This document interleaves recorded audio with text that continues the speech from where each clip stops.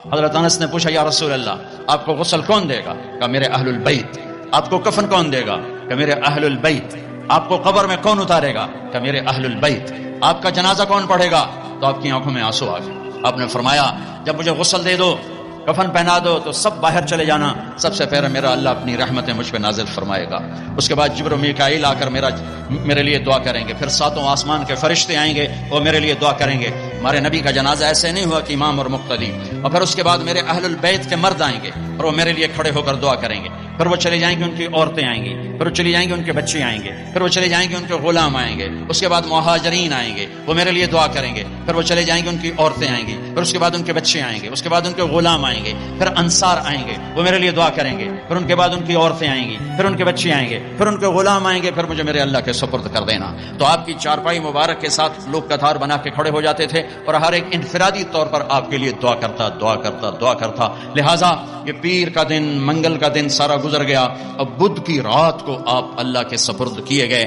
تو جب آپ کو قبر میں اتارا حضرت ابن عباس، حضرت علی نے، شقران آپ کے غلام نے، تو فضل بن عباس نے، تو جب باہر نکلے تو مغیرہ بن شعبہ قبر پر کھڑے تھے، انہوں نے اپنی انگوٹھی اتار کے قبر میں پھینک دی۔ حضرت علی سے کہنے لگے علی میری انگوٹھی گر گئی ہے، نکال لو انگوٹھی، نکال لو۔ انہوں نے کہا ہاں ابھی تو قبر بند نہیں کی، نکال لو، انگوٹھی تو خود گرائی تھی۔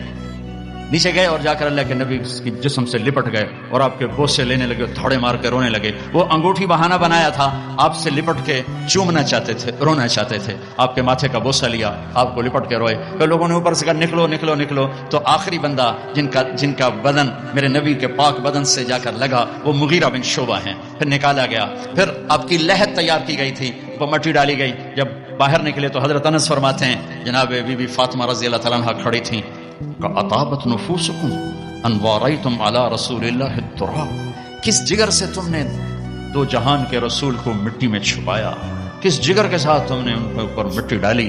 ہاں یہی اللہ کا قانون ہے بھائیو، اللہ کی قسم اگر اللہ راضی ہے تو موت سے خوبصورت کوئی پیغام کوئی نہیں، اگر اللہ راضی ہے تو موت سے خوبصورت کوئی پیغام کوئی نہیں، اور اگر اللہ ناراض ہے تو موت سے خوفناک کوئی پیغام کوئی نہیں ہے۔ اور اللہ کو راضی کرنے کے لیے بادشاہ کو فقیر نہیں بننا پڑتا، فقیر کو بادشاہ نہیں بننا پڑتا، بس کی محمد سے وفاتوں نے تو ہم تیرے ہیں، یہ جہاں چیز ہے کیا لوح و قلم تیرے ہیں۔ 3 بر اعظم کی حکومت ہے عمر بن عبدالعزیز کی، عمر بن عبدالعزیز 3 بر اعظم پر حکمران، یہ کراچی بھی ان کی حکومت کا حصہ ہے۔ اور ان کے انتقال کا وقت آتا ہے تو رجا بن حیوہ کو بلا کر فرماتے ہیں کہ رجا میں نے 3 خلفاء کو قبر میں ڈالا، ان کے کفن کی گرہ کو کھول کے دیکھا تو ان کا چہرہ قبلے سے ہٹ چکا تھا اور رنگ کالا پڑ چکا تھا۔ کون؟ عبد الملک ابن مروان سگا چچا، ولید بن عبد الملک چچا زاد بھائی اور عبد الملک کا بیٹا، سلیمان بن عبد الملک کا بیٹا اور چچا زاد بھائی۔ سلیمان کی ڈیڈ باڈی جب قبر کے قریب کی گئی تو ہلنے لگا، ایسے سے ہلنے لگا، تو اس کے بچوں نے کہا، ان کے بچوں نے کہا ہمارے باپ زندہ ہیں، موت نہیں تھی، سکتہ تھا۔ تو عمر بن عبدالعزیز نے فرمایا بھتیجو زندگی نہیں ہے بل عجل اللہ بالعقوبہ، عذاب قبر جلدی شروع ہو گیا، جلدی اپنے باپ کو چھپاؤ، جلدی اپنے باپ کو چھپاؤ۔ تینوں کے چہرے قبلے سے ہٹے، رنگ سیاہ۔ یہ کیا کرتے تھے؟ زانی، اللہ کی قسم زانی نہیں تھے، شرابی، اللہ کی قسم شرابی نہیں تھے، میں 1300 سال کے بعد قسم اٹھا رہا ہوں، شرابی نہیں تھے، زانی نہیں تھے، بے نماز نہیں تھے، روزہ نہیں چھوڑتے تھے، حج نہیں چھوڑتے تھے۔ ولید بن عبد الملک روزانہ تہجد میں 10 سپارے کھڑے ہو کر نماز میں پڑھتا تلاوت کرتا، 10 سپارے۔ آج بڑے سے بڑا عبادت گزار نہیں کرتا ہے، وہ نماز میں، تہجد کی نماز میں 10 پارے پڑھتا تھا اور چہرہ قبلے سے ہٹ کے سیاہ ہو چکا تھا۔ ان کا ایک اجتماعی جرم تھا، وہ ظلم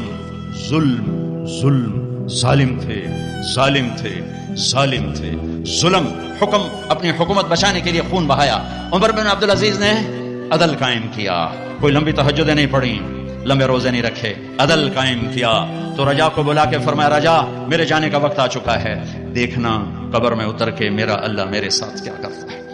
جب جنازہ قبر کے قریب آیا اور قبر میں اتارنے لگے تو پرچہ آیا ہوا میں گھومتا ہوا اور عمر کے سینے پر گرا، اٹھا کے دیکھا گیا تو لکھا ہوا تھا براءۃ من اللہ لعمر بن عبدالعزیز من النار، اللہ نے عمر بن عبدالعزیز کو جہنم سے نجات دے دی۔ 3 بر اعظم کی حکومت، 3 बर आज़म। हमारा एमपीए कहता है झूठ के बगैर सियासत नहीं है। लानत भेजो सियासत को जो कल को तुझे स्याह मुंह के साथ अल्लाह के दरबार में खड़ा करे।